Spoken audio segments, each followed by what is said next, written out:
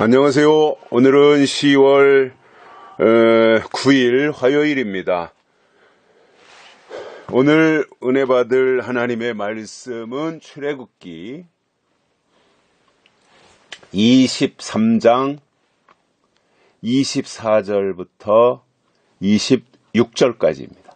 출애굽기 23장 24절부터 26절까지 봉독해 드립니다. 너는 그들의 신을 숭배하지 말며 섬기지 말며 그들의 소위를 본받지 말고 그것들을 다 회파하며 그 주상을 타파하고 너희 하나님 여호와를 섬기라. 그리하면 여호와가 너희의 양식과 물에 복을 내리고 너희 중에 병을 제하리니 내 나라에 낙태하는 자가 없고 잉태치 못하는 자가 없을 것이라. 내가 너의 날수를 채우리라. 아멘.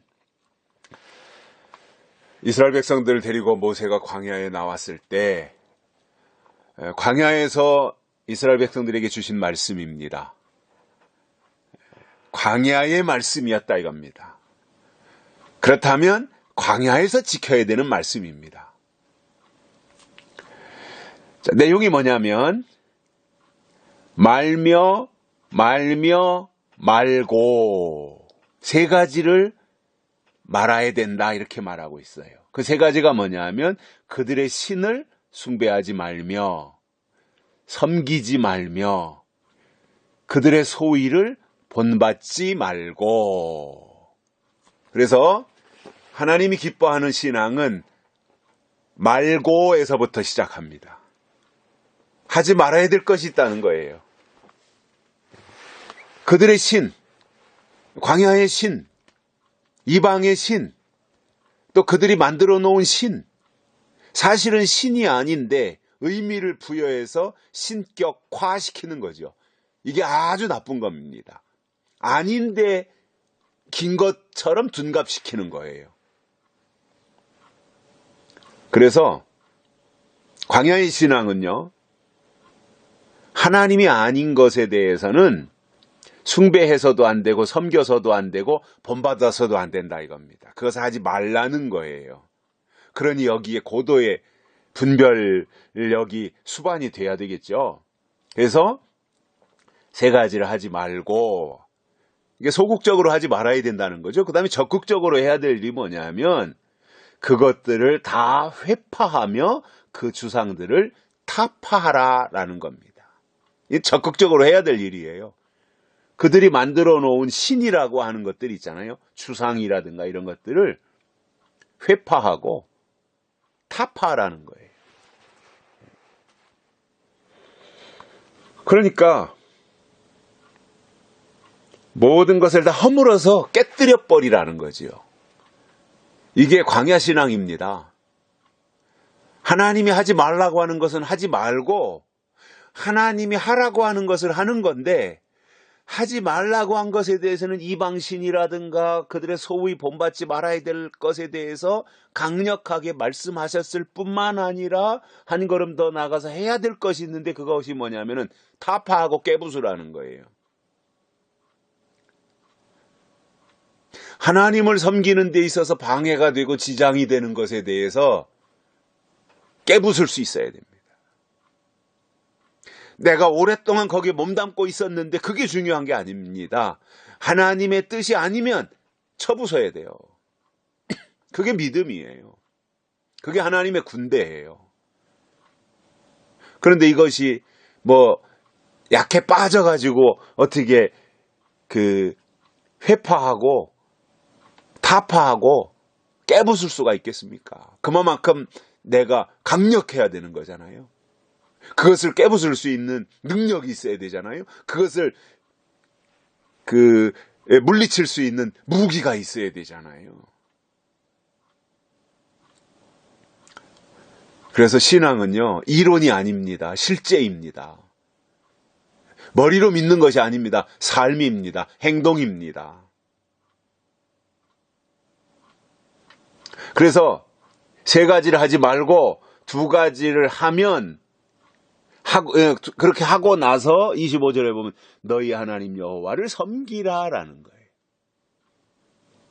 하나님을 섬기는 게 먼저가 아닙니다. 우상을 타파하고 나서 섬기라 이겁니다. 하나님을. 그러니까 우상도 섬기고 하나님도 섬길 수 있는 게 아니라는 거지요. 양다리 걸칠 수 있는 게 아니라는 거지요. 세상도 사랑하고 하나님도 사랑할 수 있는 게 아니라는 거지요. 한쪽 발은 세상에 놓고 한쪽 발은 교회에다 놓고 하는 게 아니라는 거지요. 결단을 내려야 되는 거지요. 하나님이냐 세상이냐, 세상이나 하나님이냐, 그 사이에서 세상의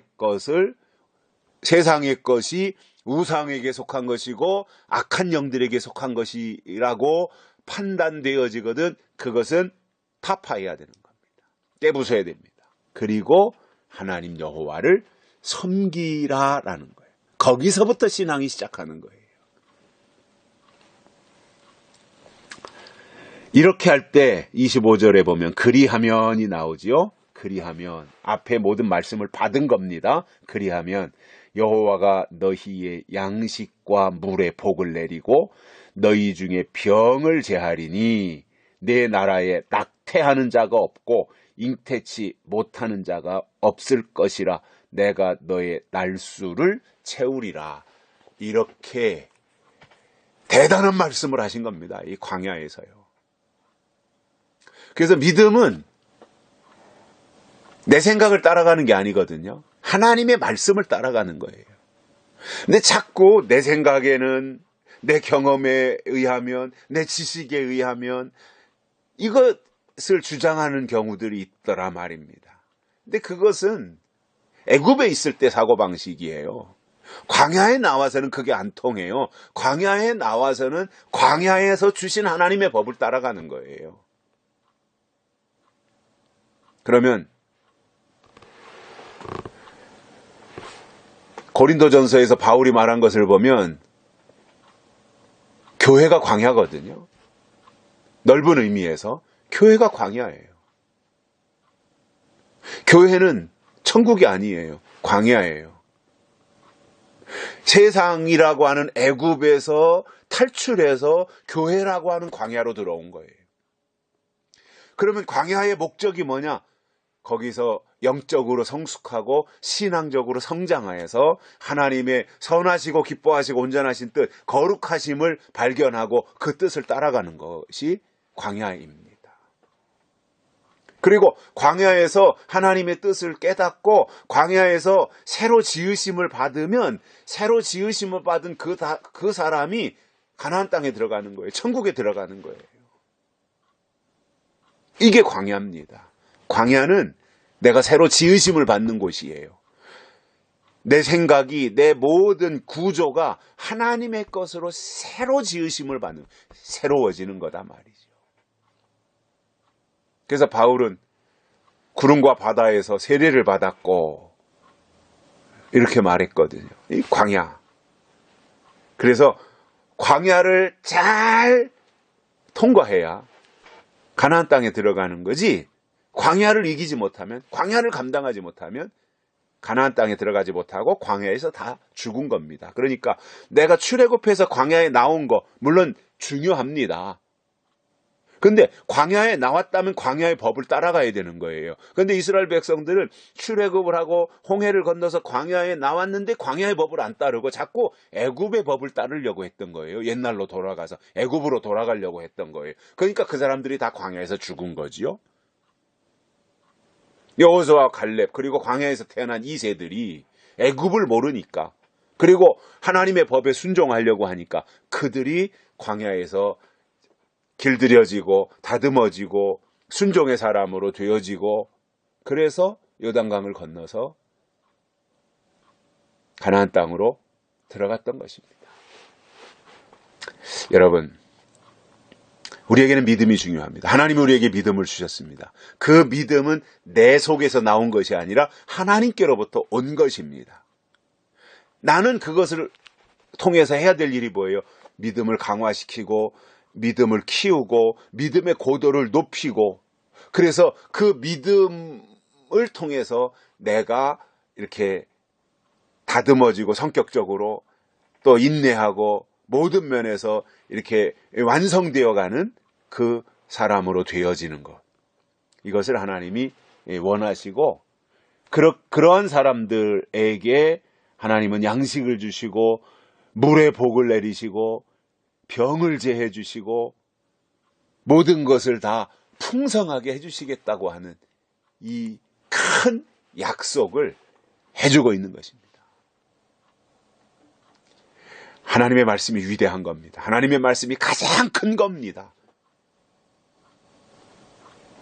하나님이 우리에게 말씀을 주신 것은 하나님을 주신 겁니다. 그렇다면 우리는 말씀을 받아서 우리 속에 말씀을 키우면 그것이 하나님이 우리에게 요구하시는 하나님의 풍성 안으로 들어가는 겁니다. 오늘 또 하나님 안에서 하나님이 주신 것을 생각하면서 미리 한 말들을 기억하면서 하나님의 사람으로 오늘 또 더 다듬어지고 더 깎아지고 더 길들여지고 하나님의 사람이라고 하는 타이틀을 가지고 완성품을 향하여 나아가는 복된 이 하루가 되시기를 주의 이름으로 축복합니다.